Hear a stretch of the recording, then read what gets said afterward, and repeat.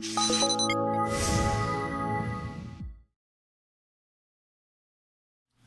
I'm going to be talking about adrenal fatigue, overcoming exhaustion. So many people suffer from adrenal fatigue, and they have many symptoms, like one of the symptoms, such as unusual tiredness. So one of the symptoms of adrenal fatigue is unusual tiredness, trouble getting up in the morning, the need to feel down and stressed out, and basically cravings for salty and sweet. These are some of the symptoms of adrenal fatigue. Struggling to keep up with activities that you used to be able to keep up with. They start to become a drag. And other signs of adrenal fatigue is you can't bounce back from stress or illness as fast as you used to. So just in case you pull that overnighter and you stay up all night, it's different when you're fatigued. So when you're 20 and people are not fatigued, they bounce back quick from that, but when you're 40 and fatigued, you don't. Also, decreased sex drive is another sign, some of the other signs of adrenal fatigue. Life is not fun, plus depression, anxiety, and exercise intolerance are just some of the other signs of adrenal fatigue. So in order to understand adrenal fatigue, it's helpful to talk about adrenal function. And one way to understand the adrenal function, these adrenal glands sit on top of your kidneys. They're about the size of a walnut. And your kidneys are basically roughly underneath your rib cage in the back here, halfway in between the bottom, just sticking out a little bit from your rib cage is the kidneys, and then above the kidneys is these adrenal glands. So to understand the adrenal glands is we can look at the drug that imitates the function of an adrenal hormone called cortisol, and it's cortisone, which is a synthetic corticosteroid, it's called. So the PDR lists for cortisone and other synthetic corticosteroids, diseases and disorders of the heart, the blood, the respiratory system, the lungs, the gastrointestinal tract, the skin and the eyes, the nervous system. It controls sweating. It controls inflammation and symptoms of allergies, cancer, viral infections, immune and autoimmune diseases. This hormone is responsible for major physiological processes, all the adrenal hormones, including this one, such as the utilization of carbohydrates and fats from our food, the conversion of fats and proteins into energy, and the distribution of stored fats, especially around the waist and the face. So when there's problems with the adrenals, you store fats in the waist and you store fats in the face. The adrenal hormones control normal blood sugar regulation, keeping it even, not too high or low, and proper cardiovascular and gastrointestinal function. In addition, these hormones, including cortisol, protective effect of activity of the anti-inflammatory and antioxidant hormones secreted by the adrenals helps to minimize negative and other reactions to alcohol, drugs, foods, and environmental allergies. So basically, when people have problems with the adrenals and weakness of the adrenal production of hormones, it affects your lungs, affects your heart, it affects your respiratory system, it affects your whole digestive system, the skin, the eyes, your nervous system. Cancer can arise from a defect of the cortisone production, viruses, immune disorders, blood sugar problems, overweight, cardiovascular. It's really wide in its scope. So one way to understand this is the adrenal glands, hormones are the chemical messengers of the body. So the adrenal glands are kind of like some of the numero uno chemical messengers. So they tell the body what to do, and they do it basically through this system called the autonomic nervous system. Autonomic nervous system should be called the automatic nervous system because it's working behind the scenes to control the whole body. It puts out energy. A certain part of this system, which is under the control of your adrenals, puts out and uses up energy and nutrients. That's called the sympathetic nervous system. Then the parasympathetic nervous system conserves and helps us utilize and absorb nutrients and conserves energy. So you can imagine which one's active when you're awake, which one's active when you're asleep. So the sympathetic is active when you're awake and uses up energy, and the parasympathetic is active should be active when you sleep. But when there's adrenal fatigue, then that can go upside down. That your parasympathetic system is trying to be active in the day, and your sympathetic is overfiring at night. So then it disturbs sleep, which puts you more into what's called the stress response. So now, by midlife, the adrenal glands become the major source of the sex hormones also, creating in the body for men and women various kinds of sex hormones. And it also affects a host of physical, mental, psychological effects. And also when they're weak, basically what happens is the adrenals, you tend to gain weight easily. So it controls the hormones of the whole body. So the condition of adrenal fatigue is called hypoadrenalism. If you want to impress somebody or just confuse them, just say, do you have hypoadrenalism? And the person will either look at you or walk away the other way, thinking you're nuts. If you do that on the street, they'll just think you're nuts. Except in New York City, where they just think you're a normal person. There's a lot of crazy people in New York. So the adrenal glands are depleted by stress, and first, basically, your body will basically go into the alarm stage, and you use up a lot of energy and get really hyper, and people run on stress hormones for years and years and years and years. And then finally they burn out, and you have the hypoadrenal or adrenal exhaustion. The old name of this, I used to wonder about this because books on Oriental medicine and books on herbalism and even books on astrology would keep using the word from the 1930s and 40s and 20s, neurasthenia. And then, so finally I looked it up, and it said chronic fatigue. It's what we call chronic fatigue. So the names change, but the principle is the same. It's adrenal fatigue. So now, according to Hans Selye I've talked about before, and you'll see if you get some of my lectures and videos and audio, you'll hear about Hans Selye. So Hans Selye was a pioneer in stress. He coined the term stress. And to what he meant by that is when stress is too strong or too long in the body, then basically it starts to exhaust the body, and you go into what's called the stress syndrome. And I just found out recently that Selye, who wrote 50 books on this, he was a rogue endocrinologist, that's a hormone doctor. Selye believed he made a mistake, and he shouldn't have called it stress. Because stress can be a good thing. You learn something new, you get stressed.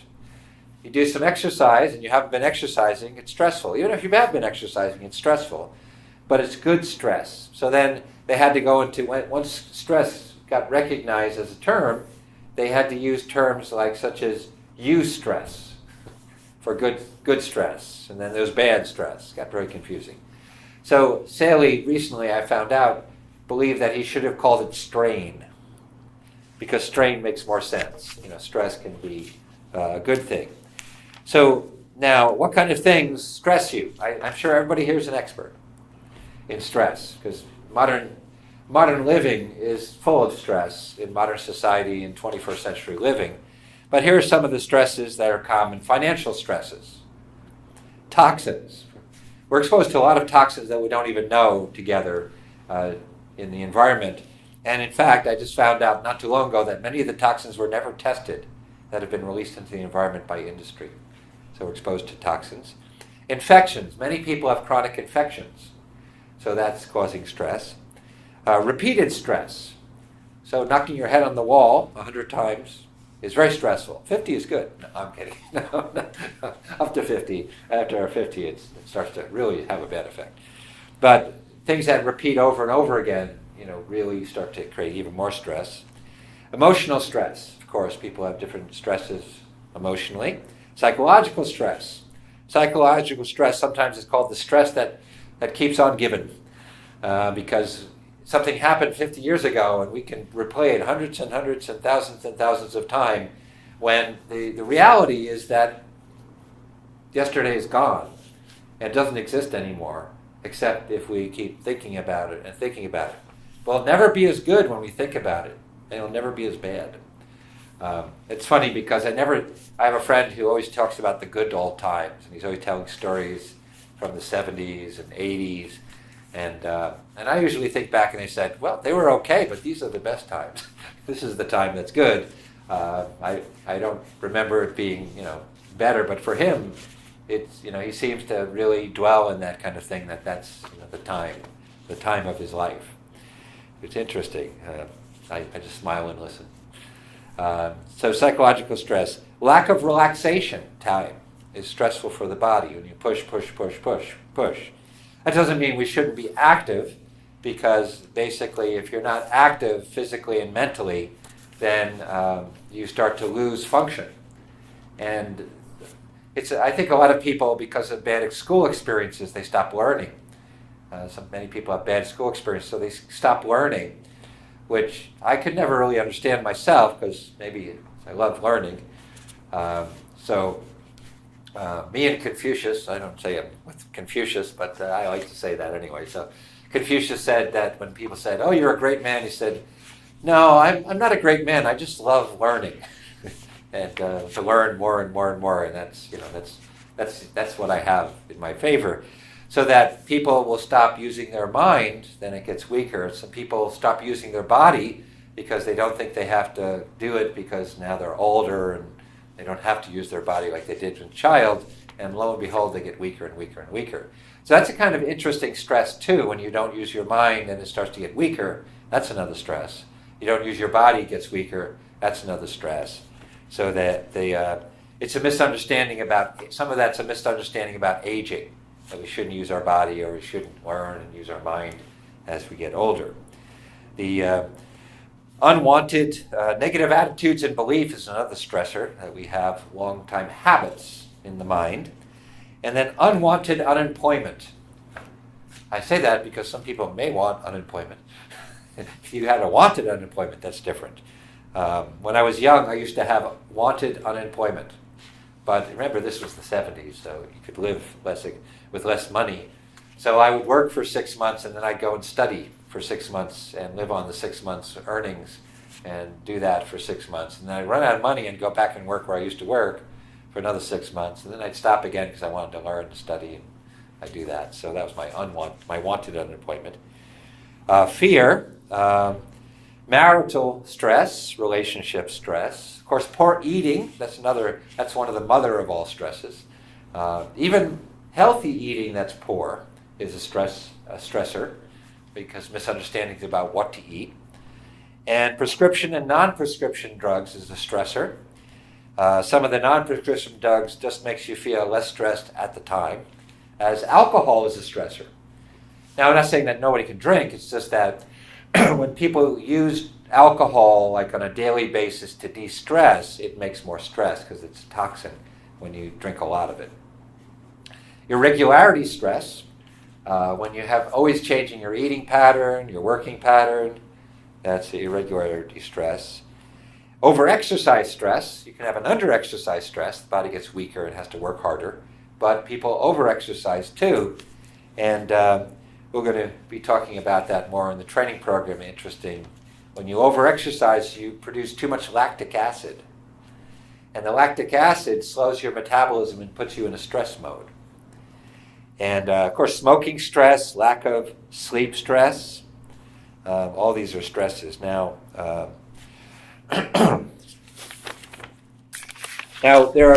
we've talked about this in some other lectures too, but for people who have heard it, but there are Saley noted, interesting thing is that he believed, and I think there's now, after counseling people for close to 40 years and seeing people with so many illness, my sense is that most illness is caused by many years of long-time stresses that accumulate and knock down the body. So that's why Saley noticed a long list of stresses, and if you want to read them, I'll just read a few of them to give you an idea, but it's in the book. His book is called The Story of Adaptation Syndrome. That's his book, Saley, S-E-Y-L-E, The Story of Adaptation Syndrome.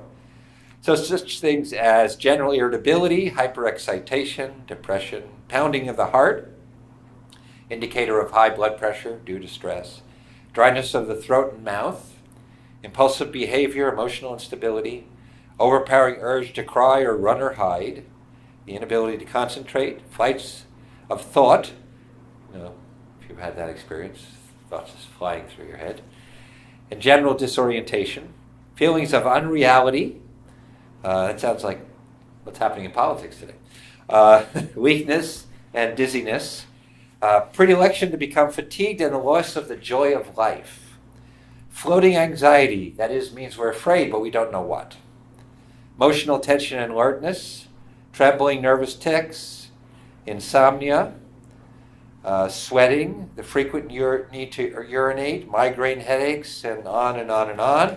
There's actually 2 pages from the story of adaptation of stress. It goes on and on, long list.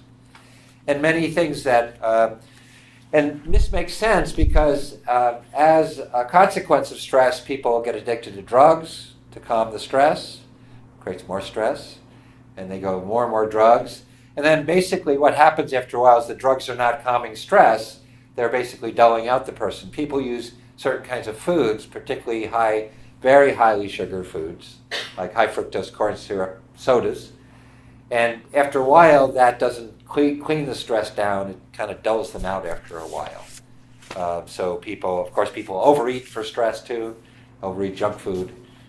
Most people don't overeat broccoli for stress, and then basically, it's a vicious circle. So now stress, basically, we're going to just go into really simply the kinds of things that basically, before we get into this, the basic things that basically will cure stresses, the solution to stress. So some stresses, like diet, is a big stressor. And the diet becomes a stressor when we're eating a lot of commercial foods. If our diet is non-nutritious, many modern diets, people filling up on flour or sugar or junk, people eating diets like raw food diets or limited diets that have any diet that's natural diets that are missing nutrients. So what happens is that in these diets, the initial reaction is that you feel really jolted up. And you feel great and fantastic mentally and physically.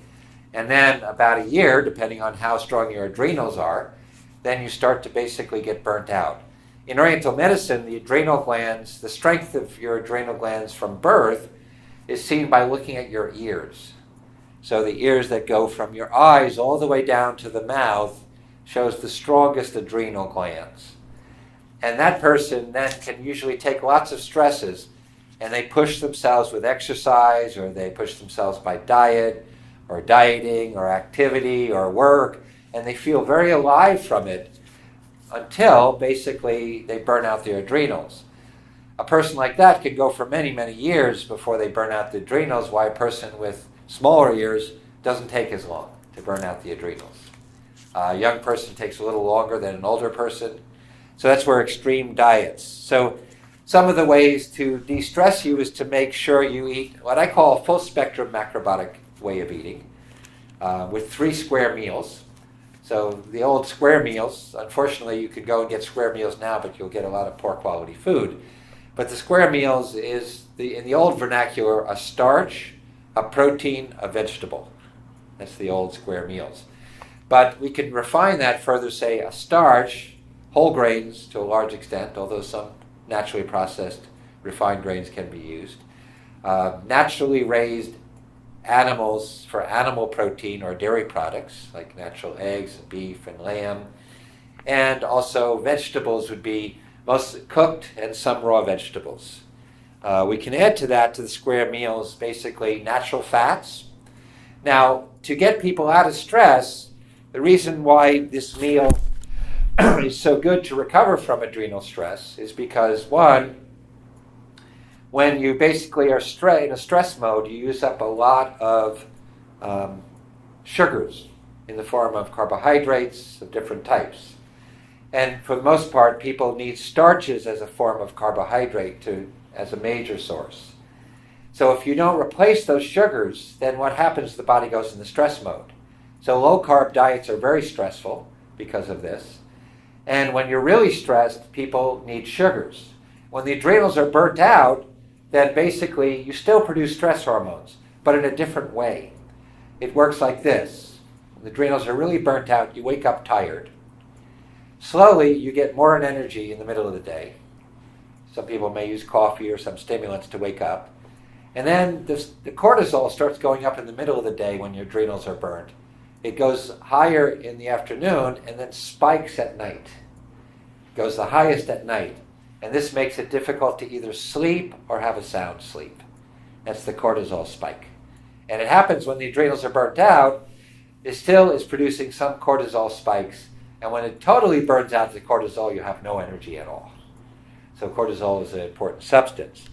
So what happens is that supplying carbohydrates in the form will supply the body with energy, so it will function better and the adrenals will function better. And eating some natural sugars, like from fruit, natural fruit juice, cooked fruit, dried fruit, sweeteners, will replace the sugar that's used up.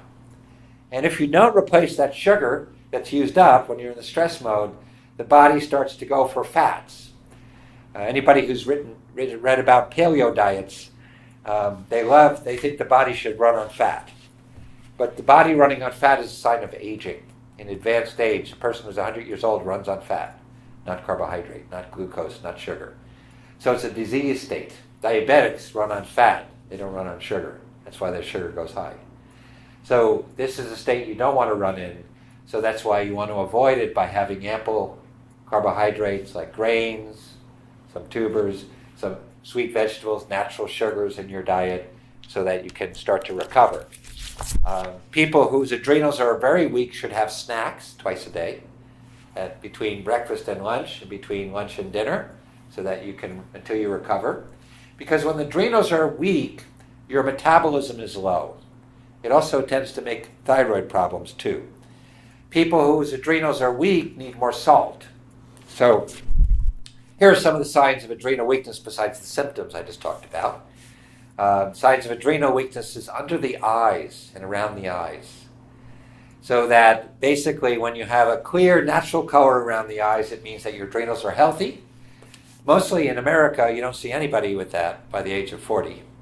When you want to see it, the natural clean color, go and see a child. I just saw a 12-year-old child. She actually had signs of adrenal stress already at 12. She had a red color under her eyes because of, I think she wasn't eating enough and very physically active.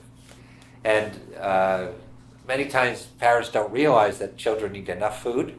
It's very important for them or their body becomes imbalanced. So if they think they're eating something, it's okay, but usually you know what parents are concerned about with food, not eating too little, eating too much. So if they're eating too little, no problem, right? They'll stay thin, especially girls, but that's also not good too. So you have to see a child. Unfortunately, if you look around, it's interesting to observe. You'll actually start to see children who have colors under their eyes, like red or purple or dark. The red color indicates the adrenals are now on fire, and they're putting out a lot. You're what they call the alarm stage of your adrenals. Hans Selye said.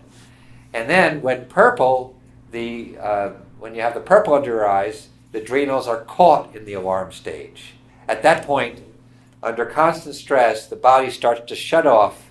That's why you get some of the symptoms in your gastrointestinal tract, your heart, like a lowered sex drive and sex function is a common cause of stress. Of course, if a man has a lowered functioning, the polite name is erectile dysfunction. Then instead of correcting the stress, what does the man do? Usually, Viagra, Cialis. Yeah, Cialis, Viagra, and then cured. And there's one very wealthy man that I consult, and he was the only man I knew who had a penile pump. Have you heard of those? It's a contraption that's put inside the penis, and then you have to kind of blow it up. So you blow it up, right? So it makes the penis larger. Not that it's maybe more information than most people want to know, but it's just interesting that people go through all these strange ways of doing things, and it costs a lot of money to do that, so most people don't go there. And probably most people don't want to go there, but he did because he had like many, many diseases. And the symptoms of many diseases, which means his body was under incredible stress. And so he didn't take care of that.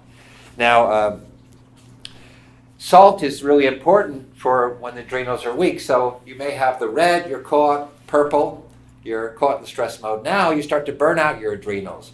Purple is the beginning of burnout, and then it goes to dark. When you have the dark color, there's some burnout going on in the adrenals. It's been under a lot of stress. And then the next stage is bags. You get bags under the eyes. First swelling, then bags. And that's the furthest stage of the adrenal burnout. Now, salt is often needed because you use up a lot of salt when the adrenals start getting weaker. So a lot of times, many people think that it's bad to have salty things because what will it do? Raise your blood pressure. But that's been disproven. It's actually not true, especially for the person who has adrenal weakness. Now, protein is very important. If you don't eat enough protein, your body goes into stress mode. Concentrated protein from animal sources. Most people need something like 50 to 80 grams of concentrated protein a day. So smaller person 50, larger person 80, and that's from natural. You can't get that from grains and vegetables and beans. So you have to add cheese or from naturally raised animals or eggs that are pasture naturally raised or meat or chicken or fish, some concentrated protein source. And this is a major source of stress for people on vegetarian and vegan diets. Even vegetarian diets where they eat eggs and dairy, many people don't eat enough. If many times people with adrenal fatigue also have low hydrochloric acid. Hydrochloric acid is your stomach acid. So many people then need to take a digestive aid. There's one called betaine HCl to help them digest the protein-rich foods that they need. And many times people will have high cholesterol when they're in the stress mode. And of course then instead of changing the stress mode, we don't do that. We go and take cholesterol-lowering drugs, so to do that. But stress hormones are made out of cholesterol, and when the adrenals are weak, the thyroid starts to get affected because this is the scenario. The adrenals are now weaker and weaker, and so the thyroid controls how you use energy from carbohydrates. So basically, if the adrenals are burnt out and can't produce hormones to make all the functions of the body, the adrenals go down in order to tell you to do something. Stop moving. You get more tired so it's directly related to the thyroid. And when the thyroid goes lower, then it doesn't change the cholesterol into hormones correctly. So we have this kind of vicious circle going on. Now, to understand the next one, it's helpful to understand about a major stress hormone that's not understood as a stress hormone. Estrogen. So elevated estrogen. Estrogen was mislabeled, and if you like to read about this, there's a fascinating rogue biochemist named Ray Peat who writes a lot about this. How estrogen is not the female hormone. Since we have a lot of females in the group, it's good to know this. You know what the real female hormone is? Anyone know what the female hormone for women is? Everybody knows what the male hormone is, right? Testosterone. Anyone know what the real female hormone is? Progesterone. That's the one that's the youth hormone for women. And estrogen is produced by men and women when under stress. So doing things to get down the estrogen is helpful to get the body out of the stress mode, because estrogen is produced by fatty tissue when you're under stress. So basically, when the estrogen goes up, you increase cortisol, burns out the adrenals. It releases these fats into the bloodstream, puts you more in stress. It wastes certain vitamins like vitamin B6 and magnesium, which magnesium also calms you down, and increases prolactin. You know prolactin? Prolactin is the hormone that makes breast tissue. So when men have a high prolactin, as they get older, they get breasts, bigger breasts. and it destroys the thymus. Anybody know what's about the thymus? What it does? It's over here. It's the immune system. So when you're young, it's really big, and as you get older, it shrinks. And probably one of the reasons it shrinks is because of this elevated estrogen.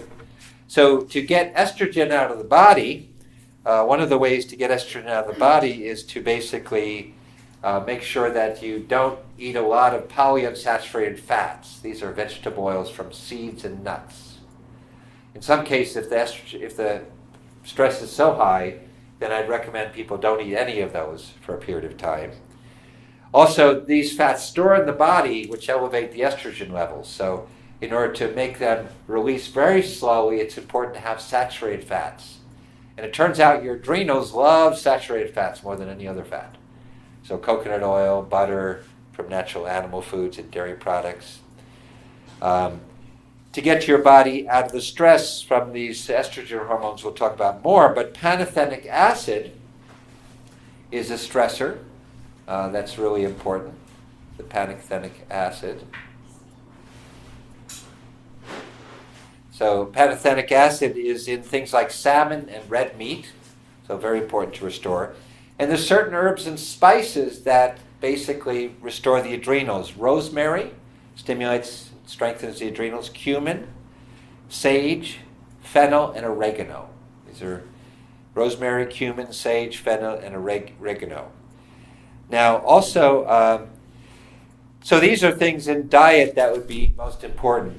To get the body out of stress, it's important that less watery food is eaten, like raw fruits and vegetables. Less water is drunk because it basically washes out sodium from your body, puts your body in stress. And it's also important basically that people eat enough food. Weight loss is a different thing because if someone wants to lose weight, if they undereat, the weight loss doesn't happen very rapidly. It's very slow. If you overeat, of course, the weight loss doesn't happen. So there's understanding how many calories you really need and then eating a little bit if you're eating regularly. But many times if people are undereating, I tell them to make sure they eat enough calories. Figure out how much calories you're supposed to eat to maintain your weight. They have actually ways you can do it on the internet. And then maintain that for a while. And then after you maintain it for a while, you're eating enough, then you can reduce your calories a little bit. So basically that's really important. Now, for lifestyle, there are some things that are very important to do.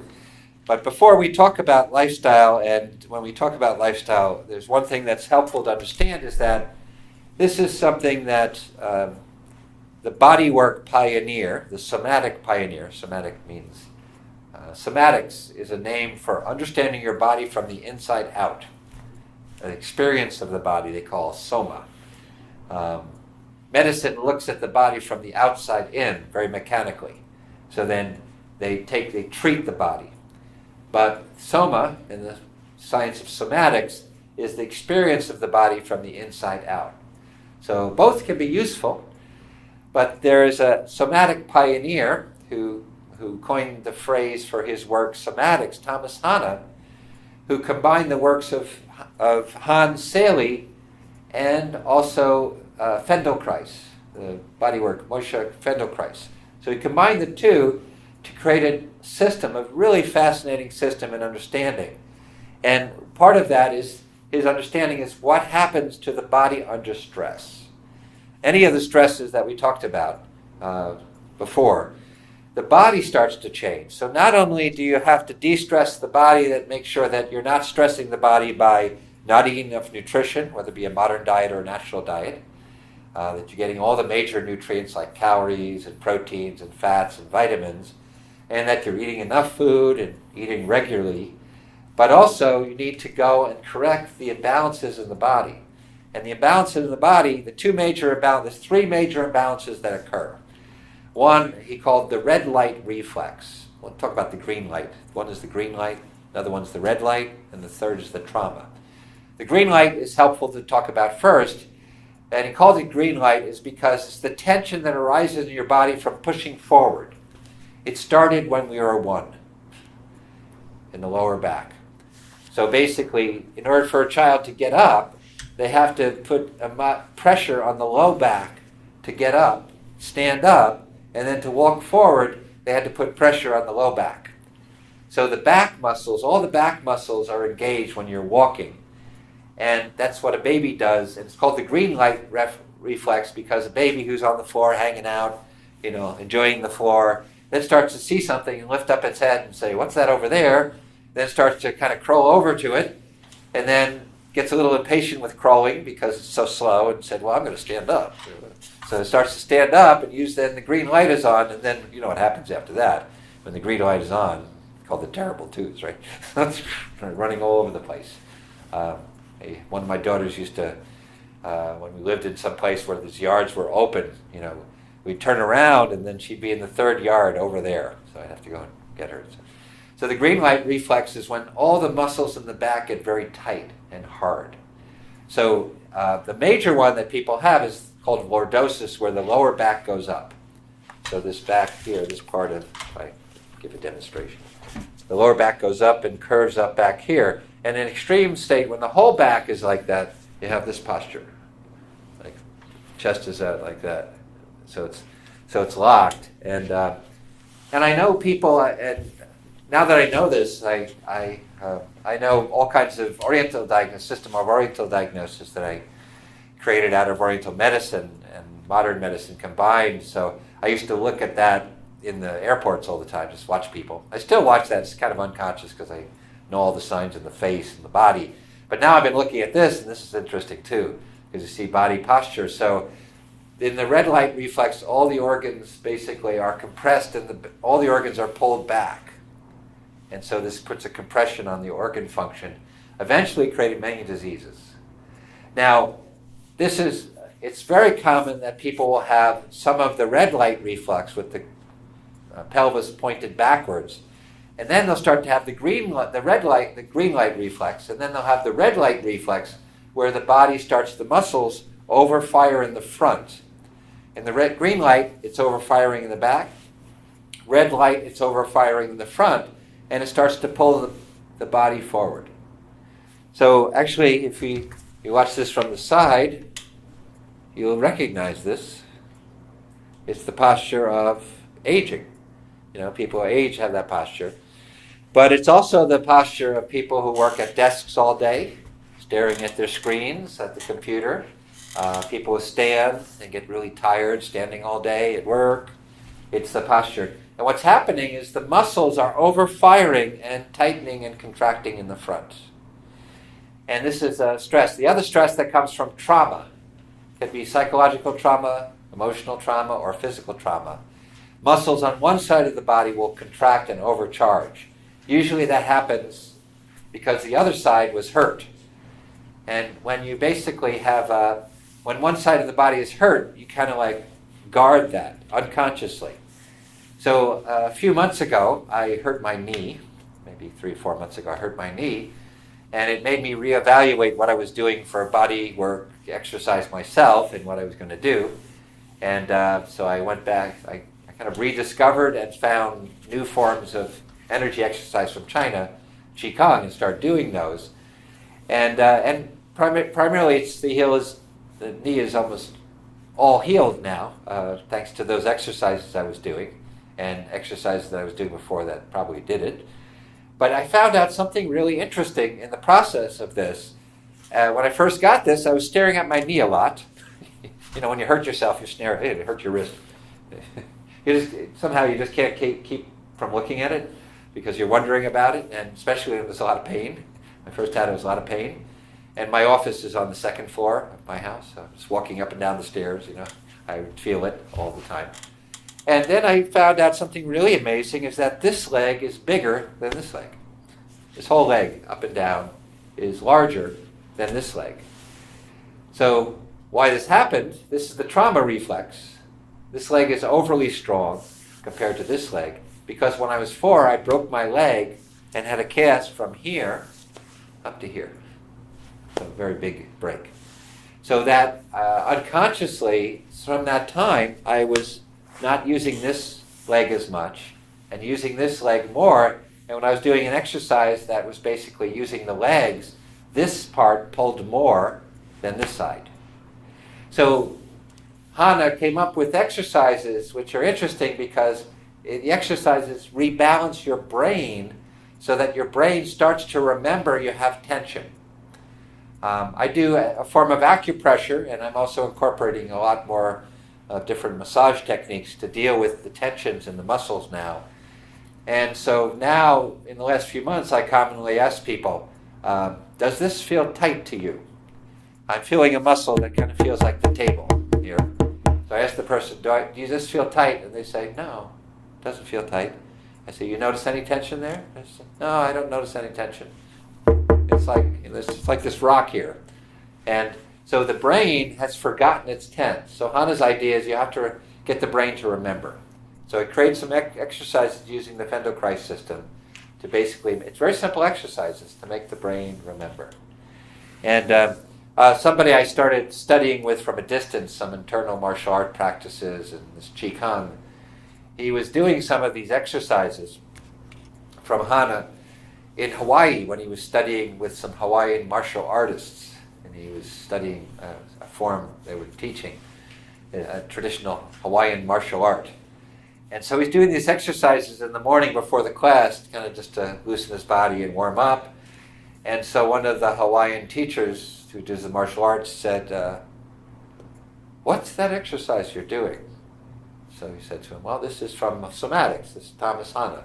The book is Somatics by Thomas Hanna. He said, it's his system, Somatics. He said, those are our secret exercises of Hawaiian martial arts. We only teach to the highest level person.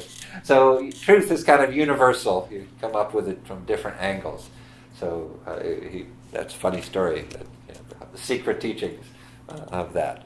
So the exercise can help. Now, really high quality Qigong can also open the tissues that are contracted. And but a lot of Qigong that's taught is not like that. A lot of Qigong is taught is more like the meditation aspect of Qigong. There's definitely a meditation aspect that's part of those systems, but there is a very powerful and definite alignment system and movement system that is there that not everybody teaches. In fact, I've studied with many people, that's how I know personally, I studied with many people and I had some good effects, but I'm having better effects now that I'm understanding it more as a way of lengthening tissue and open the body, and not everybody's teaching it like that in America. Probably, my estimate is 90% is not teaching like that. Maybe 10% is teaching that. But that's really powerful. And I do some private lessons in that, and maybe if we can arrange it in the future, we can do something with some classes of that, so I can show some of those systems that have that kind of alignment in the body too. So now, in addition, so to do exercises that open the body, yoga can open up the body in that way too if you don't engage the stretch reflex. The stretch reflex is very common. It's like when a lot of people, when you've actually probably seen this, when they do yoga, they'll pull themselves into the pose. And when they pull themselves into the pose, they're engaging the stretch reflex. And even if they stretch, they're going to be very tight and stretched. And I also wondered about that because I knew several people who were incredibly flexible and incredibly tense mentally too. I thought, how does this work together? If they're so flexible but so tense. And then I realized that the body had stretched out and tightened in that way. So this would block energy channels and flows. So theoretically, you could use yoga to loosen and stretch these tight parts of the body as long. And I'm using some yoga stretches for people who, because I developed some tension here, which makes it harder for me to sit for meditation. So there's a very good book written by a martial artist that has all these stretches for this area called Becoming the Lotus. And this has a lot of good, but you have to do it in a way that doesn't engage the stretch reflex. So I'm very careful about doing that. Now in lifestyle, you could imagine, based on what we talked about before, what would be the important lifestyle aspects to help you for adrenal exhaustion. So of course, then basically, what would you think would be how to recover? What would be important ones that would help you recover based on what we talked about so far? What do you think? Endless sex. Endless sex. Well, the too much sex and not enough sex would put body in the stress mode. And that's another discussion, Taoist sexuality for men. Right? So how to have sex without getting exhausted is another thing. But how about something more that everybody can do? Right? Sleep. So sleep is very important because going to bed early restores the adrenals than going to bed late. When you go to bed late, beyond 10, we'll say, it starts to put a stress on your adrenal glands. Then another thing happens that's interesting in the night is that during the night, what happens is that when the night comes out and it's dark, the atmosphere floods with negative ions. And the negative ions put your body into the parasympathetic mode and chills out the adrenal glands, so they recover. Then in the morning, when you wake up, positive ions flood the atmosphere and kick in the sympathetic branch of the nervous system under the adrenal flow. But if you basically disrupt that, then in the morning you'll feel sluggish and you won't be as responsive to those positive ions, and the negative ions won't regenerate you. So when you don't regenerate, you're more in the stress mode. So the people sometimes will like to work at night or work deep into the night doing certain things and projects, and I could understand the desire or like for that, but then basically it can exhaust the adrenals if you do that too much. If you do it for a period of time and then recover, maybe fine. So this sleep is really important. In the same, relaxation is important. Relaxation and taking breaks in the day, so many relaxations.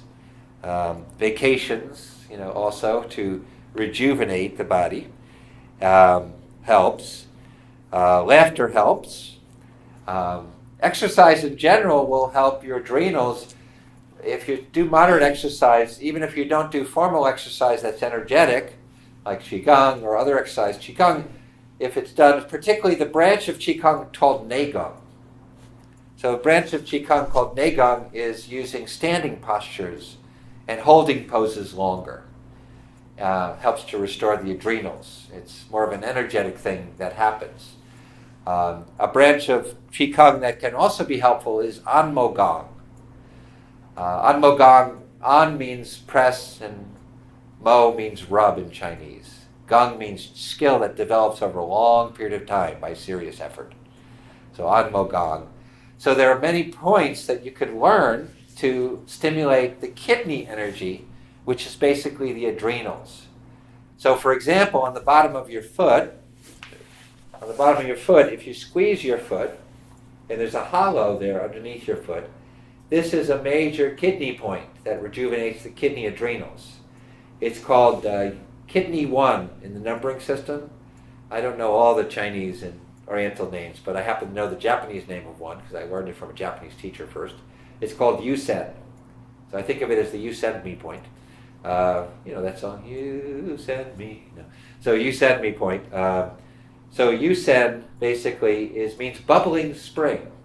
And the idea of this point is that the energy coming from the earth, the electromagnetic force from the earth, is bubbling up through kidney 1. So what you do is you press it for 7.5 seconds.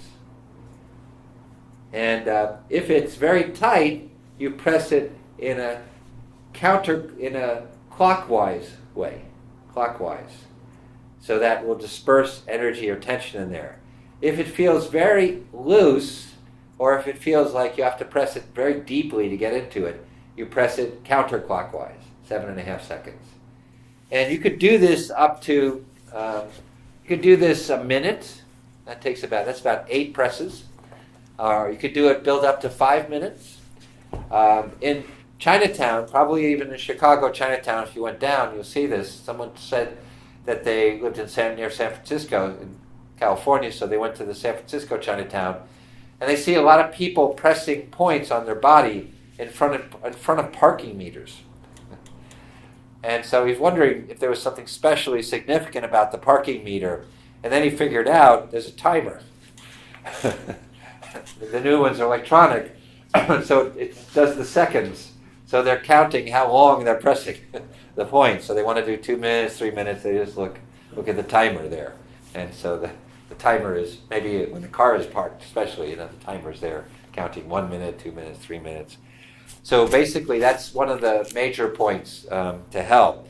Another point that would be very good is you put your thumbs in your fists and then you basically rub this area up and down with the back of your fist with your thumb in your fist. And you rub it for 15 seconds, 30 seconds, a minute, or even longer. This helps to rejuvenate the adrenal glands. So these are points, especially if you have darkness under your eyes, purple, red, these are good ones to do. Then also the de-stressing ideas is go out in the sun, not maybe the 100-degree sun we had a few days ago, but go out in the sun and get some exercise too. Then the other thing, the last thing to talk about that you can do is to de-stress. To de-stress the mind, it's helpful to study about how the mind works and then apply that understanding to your feelings and emotions. And this is this is something that in the East they would talk about, and it was talked about to some people in a way that couldn't be understood, because they'll say everything that we're thinking is an illusion. And what they meant is that basically we're making up ideas about life.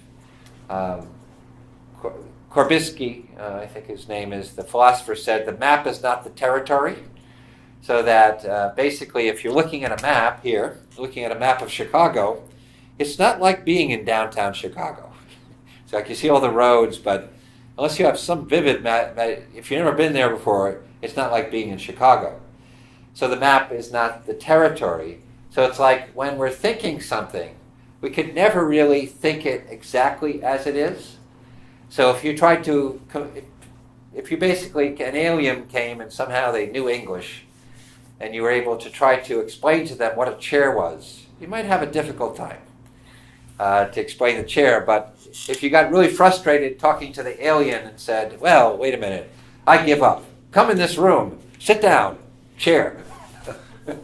Then immediately the alien would get it, right? I said, oh, Scopiatica, yeah, that's what we call it. But you imagine trying to explain it in words. Well, it's this flat thing and it has these legs coming out, and it's like I study also some internal martial arts, one called Bagua. Bagua is called Tai Chi at 90 miles an hour. Tai Chi is very slow. This is very fast. And so recently I got the Bagua book because it was pretty inexpensive and it's a system I wanted to study. So I'm reading it, and he's explaining how to do the movement. And I could imagine that I could kind of get it because I've done a bunch of movements like that. But imagine someone who never did a movement like that reading this, like, then you say, come over here, I'll show you. Oh, that's the movement. Oh, okay. I remember one time I was taking a Bagua seminar, and someone said they had studied the Bagua from videos and started doing the Baguas doing it, and it looked really weird. Even from the video, he didn't get it. It's like, and he was very, he thought he really knew this movement because, but no one's ever there to correct him, so he couldn't get that. So basically, there's a very good, studying traditional teachings about this are interesting, although sometimes they're couched in such a language that it's hard to understand. A modern version of this, which can help for de-stressing, is a version that was created by this Scottish welder from Canada. He had an enlightenment experience, and he saw the nature of the mind through his enlightenment experience. And so he was a welder at that time, working with people, and he went through a transformation in how he behaved with people. And he told his wife that he was going to be teaching this to the next many years for people around the world, to psychologists, to teachers, to educators, to people who are interested. And he couldn't even spell the word psychologist. So his wife and his mother-in-law thought he was crazy. It was nuts that he had this idea that he was going to teach this stuff. But lo and behold, he went around for the next 30 years of his life before he died teaching this all over the world.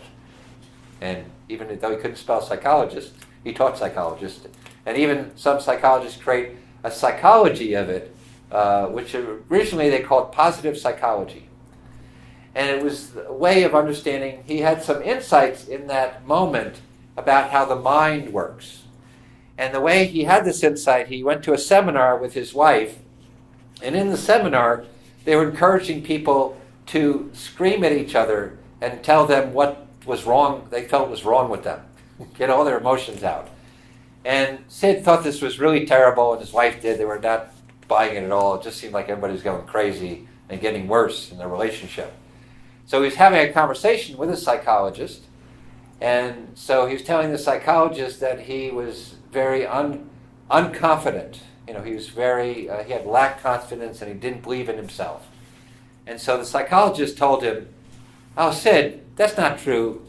You just think you're not confident. You really are confident. You just think you're not."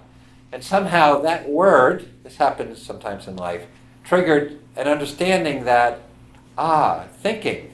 Because I think, I feel a certain way. And he understood the nature of mind, consciousness, and thought. And that system can help people to de-stress from their emotions, because you start to realize part of the understanding is that you don't feel your circumstances. You don't feel people, relationships, people. You feel your thinking. But your thinking is so habitual that it seems like it's the person who's doing it to you.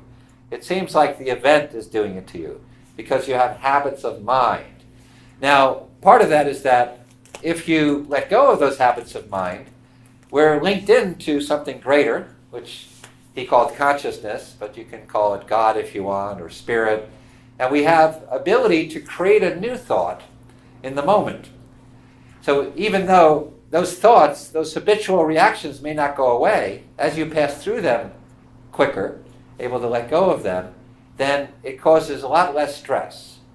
Because, part of the understanding is the reality is that you can't hold the same thought in your mind. If you try to hold the same thought in your mind, you have to keep thinking, rethinking the thought, and rethinking the thought, and rethinking the thought. There's a Buddhist story about this that is kind of funny. The Buddhists, or in the East, they talk about this as nonattachment, letting go of things that happen, letting go of things, because when things are past, they're gone, and they do it through meditation practices and understanding that when something's gone, you have to let go of it. So then these two monks were coming up to a river. This is an old story, one of those proverb studies. Two monks were coming up to a river, and one woman was trying to cross it, but she had a dress on, and she was shorter, so she couldn't wade the river. So one of the monks said to her, "Get on my back, and I'll carry you across." So the woman gets on his back and carries across, and then the monk and his fellow monk who was with then are walking along, and three miles later, 3 miles into the walk, the monk who was not carrying the woman turned to the monk who was carrying the woman and said, "In our Buddhist sect, it's forbidden to touch women." He said, So the man who carried the woman turned around and said, he said, "I only held her for 5 minutes. You've been holding her for a half hour." Which means he's been holding on to the thought about this and dwelling on it and dwelling on it and dwelling on it. And of course, people don't like to hear this idea. You know why people don't like to hear that idea? They resist it and get mad, and even get mad at me. That we're feeling our thinking. It's not that things are not important to work on, or things are not bad, because we get attached to those things like that. So one of the books I recommend for de-stressing is called The Inside-Outside Revolution by Michael Neal. He's elaborated on this philosophy.